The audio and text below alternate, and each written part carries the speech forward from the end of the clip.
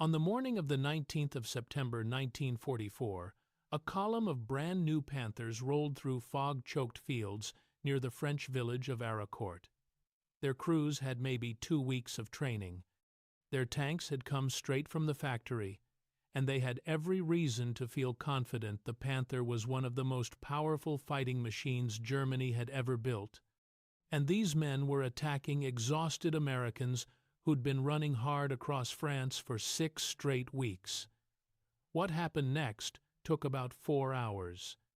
By the time the fog lifted that afternoon, 43 of those Panthers were burning hulks scattered across the Lorraine countryside.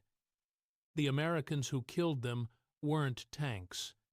They weighed half as much as a Sherman and carried armor thin enough that a German heavy machine gun could punch through the sides at close range. They were open on top, no roof, no protection from artillery bursts, just 5 men sitting exposed in a steel box, and they could move at 55 miles an hour. The M18 Hellcat was the fastest tracked armored vehicle fielded by any nation in World War II. When it turned sideways, a Panther couldn't traverse its turret fast enough to follow. When it disappeared behind a ridgeline and reappeared 400 yards to the left, a Tiger crew was dead before they finished processing what they were looking at. American tank destroyer crews figured something out that German Panzer commanders took months to understand. Speed wasn't a substitute for armor. It was more reliable than armor in open country, and the men who grasped that earliest were the ones who came home. This is the story of 3 machines, the men who fought from open turrets, and the doctrine that was completely wrong on paper but somehow lethal in the field. It's about what happened at El Guitar in Tunisia when tank destroyers first showed what they could do, what the 704th accomplished at Arracourt in 9 days of fighting that wrecked 2 entire Panzer brigades, and what 36 Hellcats did at Bastogne over Christmas 1944, that an airborne division alone couldn't have managed. It's also about the German tactical adaptation that reveals how the threat was actually perceived, because when your best armor is being disguised to look like the enemy's second-line vehicles, you've already made a statement about who you'd rather avoid. In June 1940, the German army swept through France in 6 weeks. The French had more tanks than Germany. Their tanks were better armored, and on paper they should have won. They didn't, and the American military establishment watched it happen with a growing sense of dread about what came next. The question that paralyzed army planning through the spring of 1941 wasn't whether Germany could do the same thing to American forces everyone assumed it could. The question was whose job it was to stop them. Infantry said it wasn't theirs. Field artillery said it wasn't theirs. Cavalry said it wasn't theirs. The armored force said it wasn't theirs either. They'd leave that to the other branches while they pursued the offensive.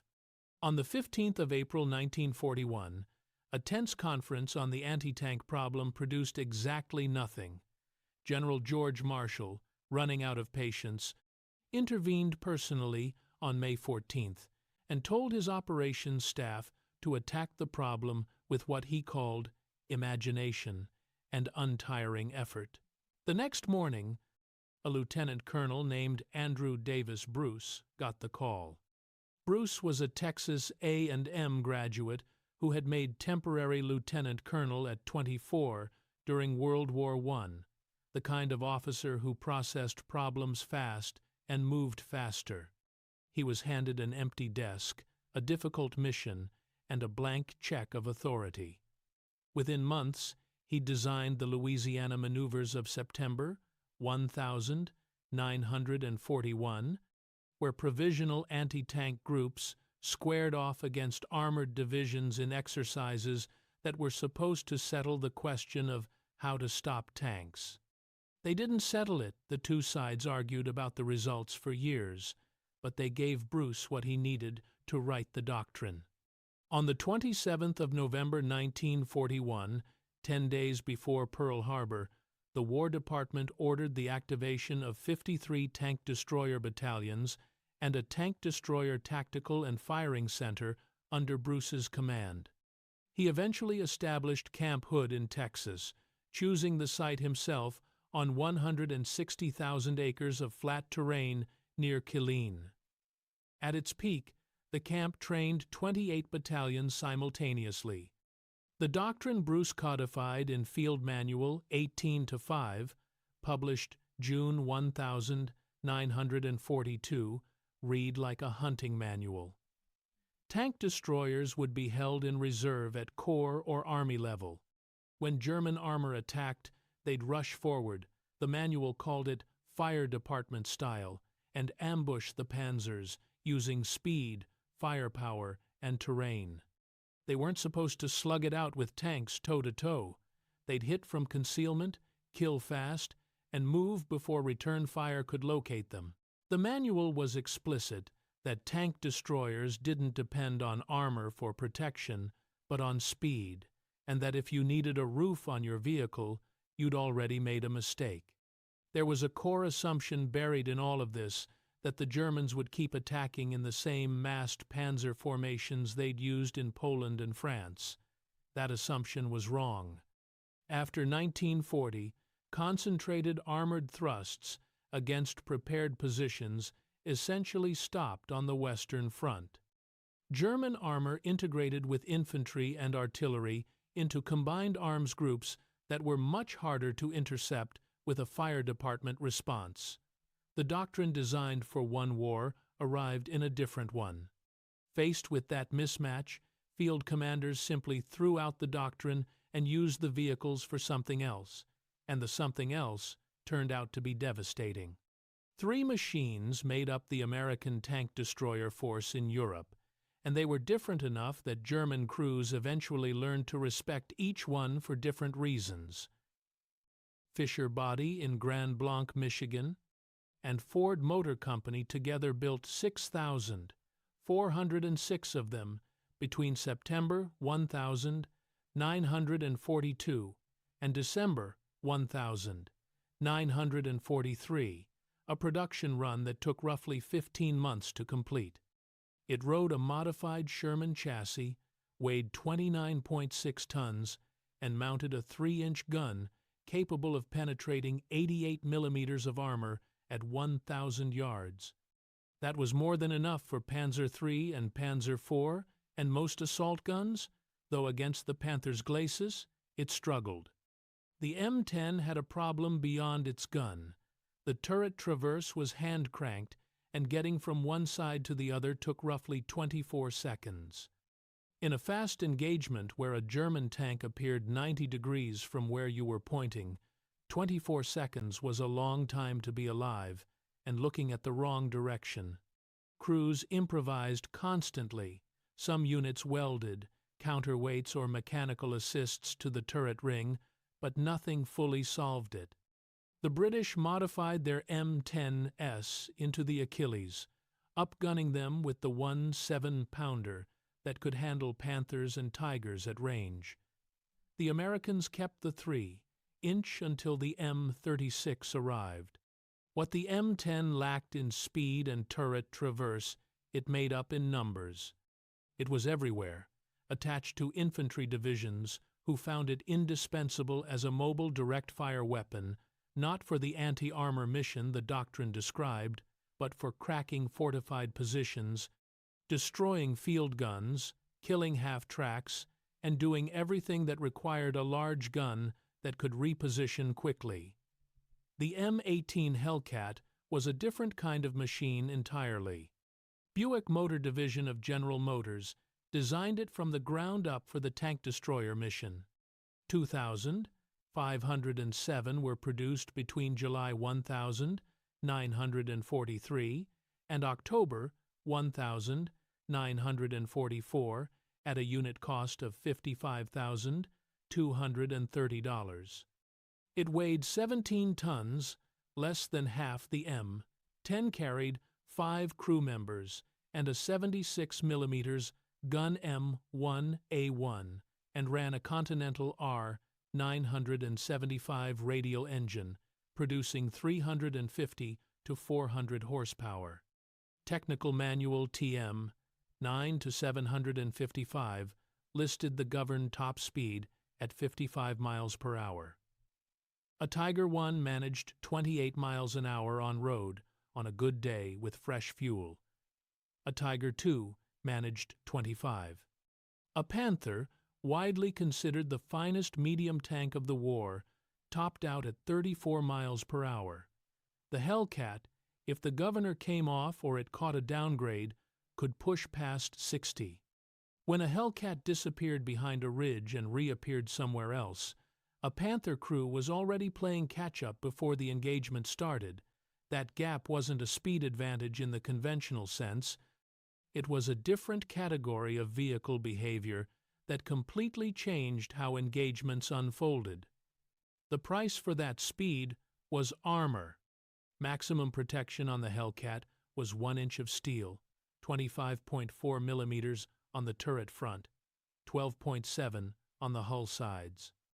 German infantry had weapons that could penetrate that hull at close range, and German artillery was almost certain to kill anyone in the open turret if it landed within 20 meters. Crews understood their vehicle was fast enough that staying still was the one thing they absolutely could not do. The 76 mm gun penetrated 88 mm at 1,000 yards in standard ammunition and rose to 157 mm with HVAP rounds against sloped armor at 500 yards. But HVAP rounds were chronically unavailable. Units hoarded them. Platoon commanders tracked them like precious metal. With HVAP, the Hellcat could kill Panthers from the front, but without it, crews needed the side. The M36 Jackson answered the question, the M10 couldn't answer, and the M18 only sometimes could. It arrived in the European theater in October 1944, just weeks before the Germans launched the Ardennes offensive, and carried a 90 mm gun M3 that could penetrate 122 millimeters of armor at 1,000 yards with standard ammunition and 199 millimeters with HVAP numbers. That meant frontal shots on Tiger I at standard, combat ranges, side penetrations on Tiger II at any range, and kills on Panthers from the front at distances where the Panther's own gun was the only serious reply. 2,324 M36S were built across 3 variants on M10A1 and Sherman hulls, and the 702nd Tank Destroyer Battalion, equipped with them, claimed 15 Panthers destroyed during the Roer Plain battles in November 1944, while 3 full battalions of Sherman tanks in the 67th Armored Regiment, fighting in the same area, killed 5 Panthers combined. That ratio, 15 versus 5, explained exactly why the 90 mm gun existed and why German commanders began treating M36 equipped positions differently than they'd treated earlier American anti-armor. Deployments. All 3 tank destroyers shared one design feature that crews spent the entire war arguing about. The turret was open on top, with 5 men sitting inside a steel ring with the sky above them and nothing between their heads and whatever was falling from it. The Army made this choice deliberately. The open top saved weight, and weight was the variable that determined speed. Beyond the weight calculation, the open turret gave crews 360 visibility that tankers with hatches closed couldn't match. Commanders standing with their heads above the turret ring could hear engine sounds, spot infantry movement, and identify targets that buttoned-up Sherman crews missed entirely. The gun breech on larger weapons needed the vertical space to recoil past the turret rim, and a closed roof would have forced a lower, more restricted mount. The reality of fighting from that position was harder than the doctrine described. German artillery crews learned early to call for air bursts against tank destroyer positions, shells timed to detonate above the vehicle, showering the open fighting compartment with fragments.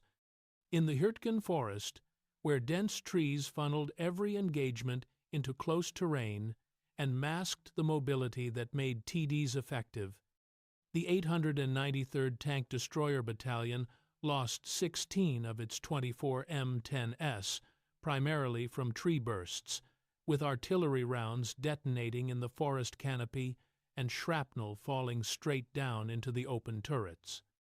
The British 86th Anti-Tank Regiment, operating M10s in Italy and northwest Europe, documented one vehicle that returned from forward positions 3 separate times, with its entire turret crew dead, killed by airbursts, while the driver in the closed hull survived each time. After the third incident, when a fourth crew was assigned, the men refused to mount the vehicle. They told their commanders the driver was bad luck, and they weren't getting in. The driver was transferred, and the vehicle went back to the front with a new crew. Winter added another dimension. The M18's air-cooled engine drew outside air through the open fighting compartment, which in the winter of 1944 into 1945 meant the crew sat in what one veteran described as a large armored refrigerator being ventilated with Belgian air at below zero temperatures. Men slept in their vehicles, wrapped in everything they owned, woke up with frost on their blankets, and climbed into turrets where the gun oil had thickened to the consistency of paste. Crews improvised covers from captured German armor plate and sandbags that appeared on every flat surface, and a formal folding armored roof kit was developed for the M36 late in the war, but never made it into widespread use before the shooting stopped. Despite all of this, crews consistently defended the open-top design on one ground. They could see. Sherman tankers were nearly blind, with hatches closed, but a tank destroyer crew standing up could observe 600 meters of terrain, identify camouflaged anti-tank guns, spot infantry flanking movements, and communicate with infantry on foot without opening a hatch. In Normandy's bocage country, where visibility dropped to 50 meters and the open turret caught every hedgerow fragment, this advantage disappeared. In the rolling country of Lorraine, Belgium, and the Rhine Plain, it was decisive. The first time tank destroyers faced German armor at scale, it went almost exactly the way the doctrine said it would. On the 23rd of March 1943, the 601st Tank Destroyer Battalion had positioned 31 M3 GMC half-tracks along the forward slope of El Kedab Ridge, overlooking the highway connecting Gabes to Gafsa in Tunisia. Lieutenant Colonel Herschel D. Baker had placed his guns in the darkness, choosing positions with long fields of fire down the valley floor, and his men had been waiting since before dawn. Approximately 50 tanks of the German 10th Panzer Division under General Major Fritz von Brosch came through the pass at first light and drove straight into an American minefield that stopped 8 of them immediately. The remaining formation, now disorganized and exposed, had nowhere to go, and the 601st opened fire from the ridge. The 899th Tank Destroyer Battalion came forward to reinforce, claiming 10 Panzer IVs destroyed while losing 4 M10s and 19 men. By day's end, the combined force had destroyed between 30 and 37 German tanks. Sources vary on the exact count, and the 601st itself lost 21 of its 31 vehicles and 14 killed. The 10th Panzer Division reported only 26 serviceable tanks the following morning. It was America's first significant armored victory against German forces in the war, and it cost the battalion that won it most of what it had. Both the 601st and the 899th received Presidential Unit citations, and the doctrine, tested once at something approaching its designed conditions, had worked. It almost never worked that way again. From Tunisia forward, the pattern that repeated itself across 2 years and 2 continents looked nothing like El Guitar. Corps and Army commanders, who were supposed to hold TD battalions in centralized reserve, kept getting requests from division commanders who needed mobile direct-fire support immediately. The battalions got fragmented, split to regiment level, then to battalion level, then sometimes to individual platoon, attached to infantry units, who found them irreplaceable for jobs the doctrine never mentioned. After-action reports from 1,943 and 1,944 read like a catalog of everything tank destroyers got used for. Besides destroying tanks, cracking fortified farmhouses, suppressing German 88mm positions that had pinned infantry down for hours, destroying half-tracks and trucks in retreating columns, providing covering fire for river crossings, serving as the only available direct-fire artillery when the situation moved faster than the guns could follow. By the time American forces were fighting through France, tank destroyer crews were firing approximately 11 rounds of high explosive for every single round of armor-piercing. The ratio of an artillery unit that occasionally ran into enemy armor, not a dedicated tank-killing force. Field commanders who used them this way weren't violating the doctrine because they'd lost faith in it. They were adapting because the battlefield they were fighting bore no resemblance to the battlefield the doctrine described. The doctrine had been written for German attacks coming in waves of massed panzer columns. The Germans were using small combined arms groups with tanks, infantry, artillery, and engineers working together. And you couldn't send a fire brigade to intercept that because by the time you identified the direction of the threat, the situation had already changed. What emerged from that friction was something the doctrine writers hadn't anticipated. Tank destroyers became the most versatile armored vehicle the Army fielded. Andrew Bruce trained the force, wrote the doctrine, and ran the Tank Destroyer Center through 1,943. He was promoted to Major General on the 9th of September, 1942, and later commanded the 77th Infantry Division in the Pacific, where, in April 1945, on the island of Ii Shima, a war correspondent named Ernie Pyle was killed covering his division. Bruce retired as a lieutenant general and eventually became president of the University of Houston. He is buried at Arlington. The man who championed the tank destroyer concept at the highest level, General Leslie James McNair, never saw his doctrine tested at the scale he imagined.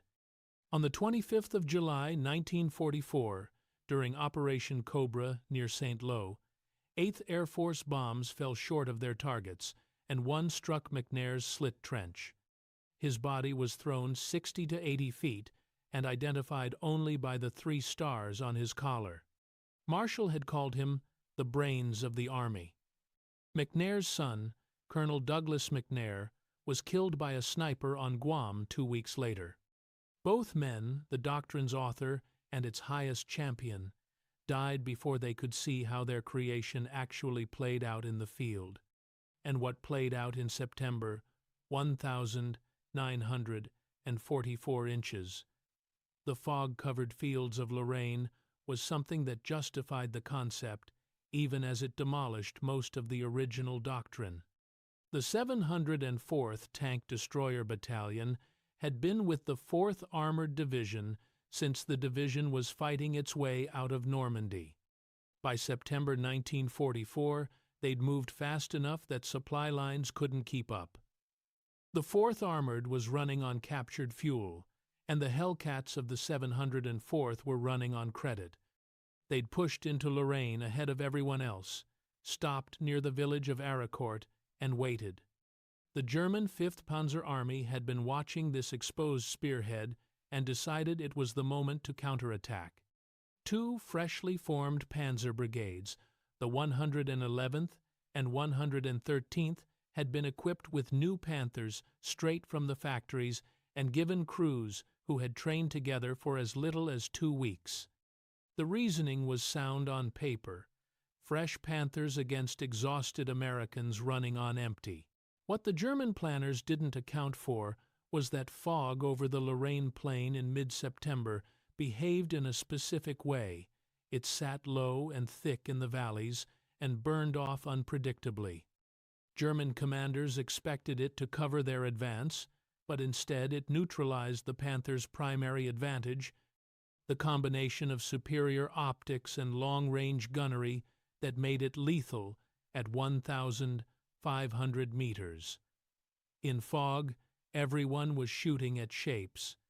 On September 19, the 113th Panzer Brigade came through the fog toward Arracourt's outposts, and the M18 crews of the 704th, with Colonel Bruce Clark's Combat Command A, used what they had: speed, low silhouette, and the ability to reposition between shots faster than Panther crews could track them. Hartmann, in one Hellcat, personally accounted for 6 kills that morning. His platoon leader, Lieutenant Edwin Leiper, led a section that destroyed 15 German tanks. By the time the fog cleared in the afternoon, Combat Command A reported 43 enemy tanks destroyed while losing 3 tank destroyers and 5 Shermans, with 6 Americans killed and 13 wounded. The fighting continued for 9 more days. The 111th Panzer Brigade and what remained of the 113th kept attacking, and by September 29, when the battle ended, the 2 brigades had committed 262 tanks, and assault guns of those, 86 were destroyed, 114 were damaged or broken down, and only 62 were still operational. American losses across the entire engagement totaled 25 tanks and 7 tank destroyers. A memorial to the 704th Tank Destroyer Battalion stands in Arracourt, France today. What Arracourt exposed was something German Panzer commanders hadn't fully calculated. The M18's speed advantage didn't just affect individual engagements, it affected the entire rhythm of a battle. When a Panther committed to a firing position and took a shot, it was expecting its target to stay where targets usually stayed. A Hellcat wasn't there anymore. It had moved laterally at speeds the Panther's turret couldn't follow, set up in a different position, and was now looking at the Panther's side. The fog that was supposed to favor the attacker had simply made that process happen at 50 yards instead of 500. 3 men from the tank destroyer battalions received the Medal of Honor, and each story tells something different about what it meant to fight from an open turret. Clyde L.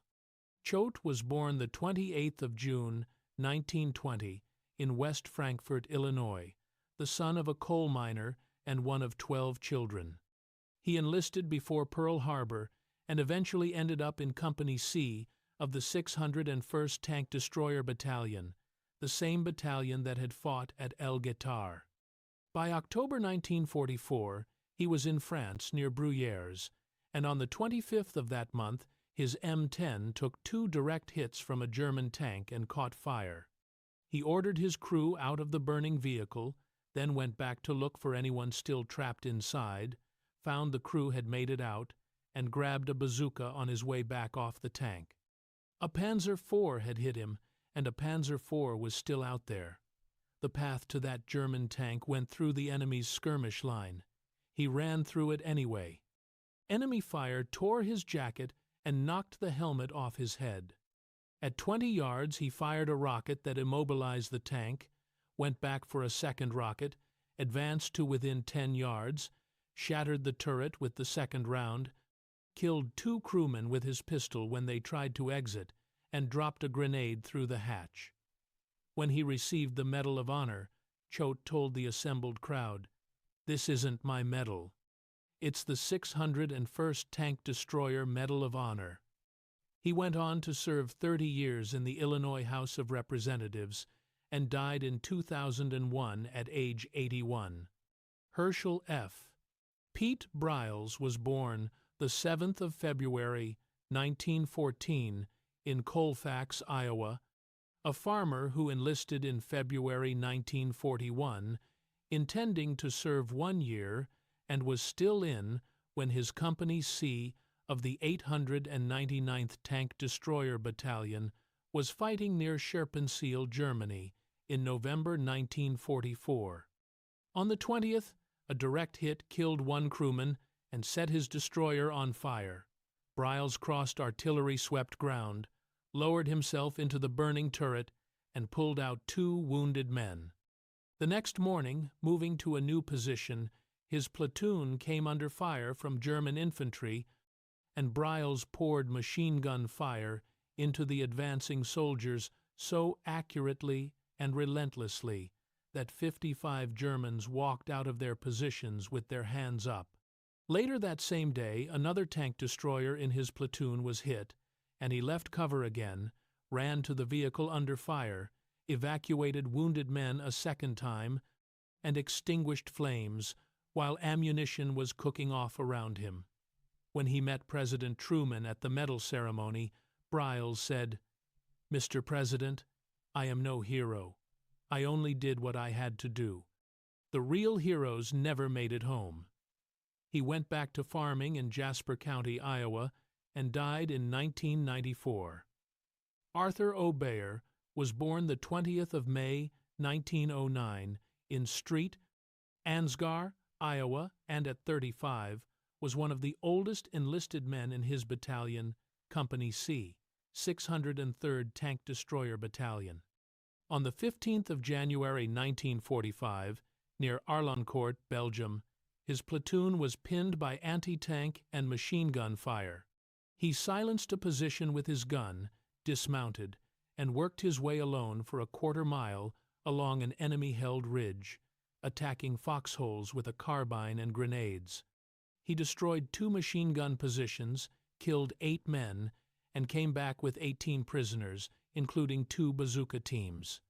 He died in 1965, and his family attributed the death in part to what would now be recognized as post-traumatic stress. A 4th man deserves to be in this conversation, though he survived. Lieutenant Charles L. Thomas, born the 17th of April, 1920, in Birmingham, Alabama, and raised in Detroit, commanded a platoon in the 614th Tank Destroyer Battalion, a segregated African-American unit. On the 14th of December, 1944, at Kleimbach, France, he volunteered to lead the point element in an M20 scout car.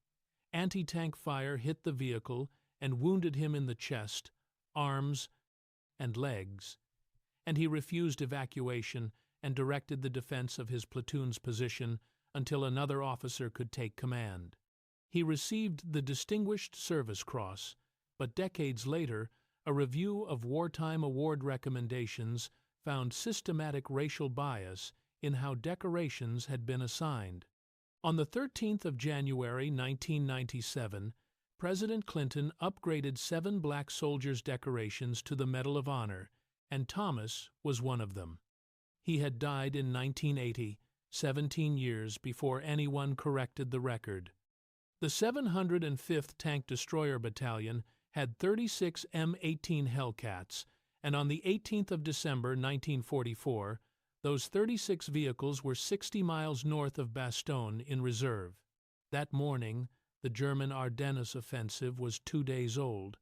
American lines had fractured across a 90-mile front, and Bastogne, the road junction that 7 major highways ran through, was about to become the most important piece of ground in Europe. The 101st Airborne Division was moving to defend it with no organic anti-armor capability beyond bazookas, some anti-tank guns, and whatever they could beg from passing units. Lieutenant Colonel Clifford D. Templeton got his orders and started moving south. The 705th arrived in Bastogne late on December 19 and went straight into positions around a perimeter that was already forming. Templeton distributed his Hellcats among the 101st regiments. Platoons went to the 501st, 506th, and 502nd Parachute Infantry Regiments, and to the 327th Glider Infantry and the battalion, became the mobile fire reserve for the entire defense. At Neuville, north of Bastogne, on December 19 and 24, Hellcats joined Task Force des Aubrais, a mixed force of armored infantry and paratroopers against the 2nd Panzer Division. The fighting at Neuville destroyed at least 30 German tanks over 2 days and convinced the 2nd Panzer's commander, Major General Meinrad von Lauchert, that the direct route through Bastogne was too costly. He bypassed it, and that decision to go around rather than through bought the 101st the time it needed to organize the rest of the perimeter. The Germans tried again on Christmas morning, when the 115th Panzer Grenadier Regiment pushed 18 tanks toward the villages of Hemrul and Champs in 2 columns designed to stretch the defenders. At Champs, Sergeant Lawrence Valletta's Hellcat moved forward into the village, destroyed 4 machine gun positions, and blasted buildings sheltering German troops, while infantry from the 502nd worked alongside him. At Hemrul, 4 tank destroyers caught the armored column in a crossfire alongside American tanks, glidermen from the 327th, and guns from the 463rd Parachute Field Artillery, all 18 attacking German tanks were destroyed, 10 of them at Hemrul alone. Over the full siege from December 19 until Patton's 4th Armored Division broke through from the south on December 26, the 705th Tank Destroyer Battalion destroyed approximately 40 German tanks while losing 6 M18s. The battalion received a Presidential Unit Citation. Templeton was killed in action on the 1st of March, 1945, 2 months before the war ended. 48 men of the 705th died in the European theater, and 30 of them died at Bastogne. Reconstructing what German commanders actually thought about American tank destroyers in their own words is genuinely difficult. The Foreign Military Studies program, which had captured German officers write hundreds of operational analyses after the war, focused mainly on strategic and operational questions rather than assessments of specific American weapons, and no dedicated report on American tank destroyers has surfaced. What's left are fragments combat records, unit reports, and one piece of evidence that says more than any written assessment could. During the Roer Plain battles in November 1944, American after-action reports documented a German tactical pattern that had become standard wherever 90 mm equipped M36s were operating. German Tiger crews were deliberately positioning their tanks at maximum standoff distance 3,000 to 3,500 yards and presenting only their frontal armor to American positions. The after-action reports noted. The shell of the 90 mm gun would ricochet off the 7-inch front armor plate of the Tiger tank at 3,000 to 3,500 yards. To be effective, the tank destroyers had either to get closer or attack the more vulnerable sides, and this fact the enemy evidently knew, for he had usually managed to keep his Tigers at a distance and expose only their heavily armored fronts. German Panzer commanders in November 1944 had analyzed the 90 mm gun understood its penetration capability at various ranges and were tactically adjusting their Tiger deployments to keep outside its effective envelope. That's a documented change in German behavior that only makes sense if they had assessed the threat and responded to it with deliberate tactical revision. The most striking piece of German evidence is Operation Greif. For the Ardennes offensive, Skorzény's Panzer Brigade 150 disguised 5 Panther OSF G-tanks as American vehicles by welding sheet metal plates to alter the Panther's silhouettes, removing the distinctive muzzle brakes, repainting them in American olive drab with American markings, and sending them ahead of the main advance as part of a deception plan intended to create confusion behind Allied lines. They disguised them as M10 tank destroyers, not Shermans, not half-tracks, not any of the dozens of other American vehicles operating in the theater. When Germany's intelligence and operations staffs decided which American vehicle was most operationally recognizable and most worth impersonating, they chose the M10. All 5 ersatz M10s were destroyed when the unit failed to break through near Malmedy on the 21st of December, 1944, and a subsequent American technical intelligence report concluded that had the deception been deployed in the right situation at the right moment, much damage might have resulted. The disguise was good enough. The tactical opportunity simply didn't materialize. Fritz Bayerlein, commanding the Panzerlehr Division, documented engagements with American tank destroyers in his Foreign Military Studies reports. At St. Lo on July 10 and 11, 1,944 M10s of the 899th and 823rd. Tank destroyer battalions fought Panzerlehr in close-range night, fighting through bocage country, destroying Panthers at engagement distances under 200 meters. Bayerlein's division was eventually destroyed during Operation Cobra, though the combination of aerial bombing, artillery, tank, and tank destroyer fire made, attributing specific kills to any single weapon type impossible. What Bayerlein did note was something that every German commander on the Western Front had begun to recognize by late 1944. American combined arms were lethal precisely because each element compensated for the weaknesses of the others. The tank destroyers covered the ground where Shermans were outmatched at range. The Shermans covered the close terrain where open-top TDs were vulnerable.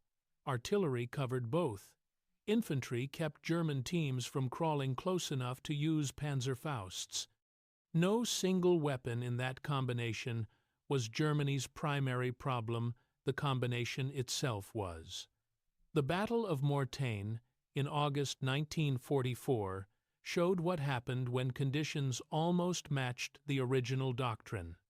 On August 6, Operation Lüttich sent 4 German Panzer divisions, 75 Panzer IVs, 70 Panthers, and 32 assault guns against the 30th Infantry Division near Mortain in Normandy. The 823rd Tank Destroyer Battalion, equipped with towed 3-inch guns under Lieutenant Colonel Stanley Detmer, anchored the defense and destroyed 14 German tanks, but lost 11 of its guns and suffered heavy casualties, not because the guns were ineffective, but because towed guns can't reposition when they're about to be overrun, and the German attack moved faster than the crews could relocate. McNair had personally favored towed guns over self-propelled vehicles throughout the doctrine's development, believing SP mounts were too expensive, too heavy, and consumed maintenance resources that could go elsewhere. The combat record contradicted him at every turn. The Battle of the Bulge settled the argument permanently. 3/4 of First Army's tank destroyer losses during the Ardennes offensive were towed guns. The disparity between towed and self-propelled performance was so stark that General Eisenhower requested War Department approval in January 1945 to convert all remaining towed TD units in the European theater self-propelled equipment, and the approval came through. The post-war verdict from senior commanders was direct. General Jacob Devers stated, "The separate tank destroyer arm is not a practical concept on the battlefield. Defensive anti-tank weapons are essentially artillery. Offensively, the weapon to beat the tank is a better tank." General Ernest Harmon of the 2nd Armored Division was harsher. "There is no need for tank destroyers. I believe the whole organization and development of the tank destroyer will be a great mistake of the war."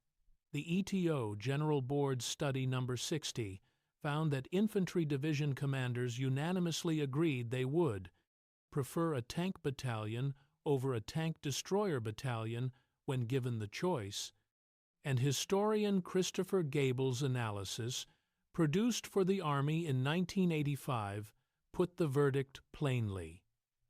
Tank destroyer doctrine was fundamentally flawed because it was built on a misunderstanding of how modern combined arms warfare actually functioned. What Gable's verdict doesn't fully capture is the gap between a flawed doctrine and ineffective weapons. The M36 Jackson, in the hands of competent crews with clear fields of fire, was the first American armored vehicle capable of reliably killing any German tank from the front. The 90 mm gun M3 penetrated 122 mm of armor at 1,000 yards, with standard rounds, enough for Tiger I anywhere a Tiger I was likely to be found, and against Panther turrets and sides it killed reliably.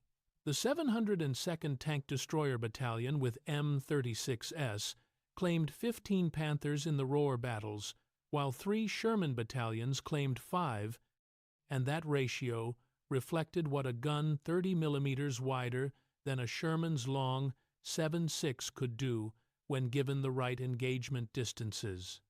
What's verifiable in total? 6,406 M, 10s, 2,507 M18s, and 2,324 M36s were produced. 61 battalions deployed to the European theater. The force was large enough that German tacticians had to account for it as a persistent threat in every operational plan. From North Africa to the Elbe, the Tank Destroyer Center at Camp Hood closed on the 10th of November 1945. The last battalions were deactivated by late 1946. The Army concluded there was no functional distinction between what a tank destroyer and a medium tank could accomplish. The M36's 90 mm was essentially identical to the M26. Pershing's armament and the mission absorbed into armor. There's a line in the 703rd Tank Destroyer Battalion's after-action report from the street with fighting in December 1944 that captures what the doctrine got right, even as it got most things wrong. The report concluded, "The entire situation proved conclusively that the fundamentals of many tank destroyer doctrines are well-founded.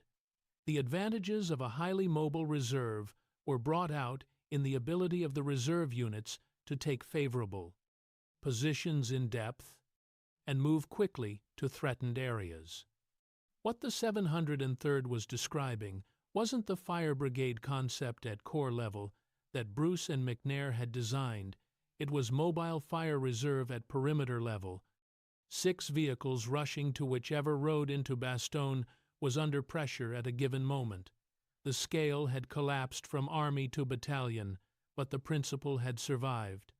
At Street, Vieth, Hasso von Manteuffel had planned to capture the town by 6 p.m. on December 17th, M36. Equipped defenders held until December 21st, and surrounding positions held until the 23rd. Manteuffel recommended on Christmas Eve that the entire Ardennes offensive be abandoned, and later said he had faced a corps instead of a thin force of units, a description of how the 90mm gun concentrated defensive power in a way that made the actual force seem much larger than it was. Private First Class Paul C. Rosenthal of the 630th Tank Destroyer Battalion spotted 5 German tanks and a truck at 2,000 yards near Lutzkampen during the Bulge, set up his towed 3-inch gun on a cold morning, and destroyed all 6 targets with 18 rounds. John F. Prusacek of the 704th Tank Destroyer Battalion's Company B named his M18 Blondie after his wife Viola back home, earned the Bronze Star in July 1944 and the Silver Star in February 1945, and was killed in action before the war ended. He is buried at Luxembourg American Military Cemetery, Plot H, Row 3, Grave 61. Clyde Choate came home to West Frankfort, Illinois, served 3 decades in state government, and insisted for the rest of his life that the medal belonged to his battalion. He had chased a German tank on foot through an enemy skirmish line with a bazooka, and he was right that he shouldn't be the only one remembered. The 705th Tank Destroyer Battalion lost 30 men at Bastogne and 30 more over the rest of the war in Europe.